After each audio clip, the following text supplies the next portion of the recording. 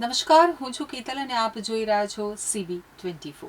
YMCA 4 રસ્તાથી Karnavati club સુધીનો road ખોલતા વધુ ત્રીજી વાર મુદ્દત વધારી છે. બ્રિજ શરૂ થતાં જ ગાંધીનગરથી સૌરાષ્ટ્ર જવા માટે ટ્રાફિકમાં ફસાયા વિના નીકળી જવાશે. હવે ગાંધીનગરથી સાણંદ જતા વાહન ચાલકોને ટ્રાફિક જામમાંથી મુક્તિ મળશે. આ રૂટના 80% વાહન ચાલક પકવાનથી ચડી સાણંદ ચોકડી જ ઉતરતા હોય છે. એલિવેટેડ કોરિડોર બન્યા પછી તેઓ પકવાન જંકશનથી બ્રિજ ચડી અને સાણંદ ફ્લાયઓવર થઈ અને નીકળી જશે. ઇસરો તરફથી આવનારા વાહન ચાલકોને જો એલિવેટેડ કોરિડોર પર ચડવું હોય તો ઉપર જવાની જરૂર નહીં રહે. જો કે એલિવેટેડ કોરિડોર બન્યા બાદ બ્રિજ નીચેનો ટ્રાફિક ઘટી અને 10% રહી જશે, જ્યારે ગાંધીનગરથી રાજકોટ, મોરબી, સૌરાષ્ટ્ર તરફ ટ્રાફિક અવરોધ વગર પસાર થશે.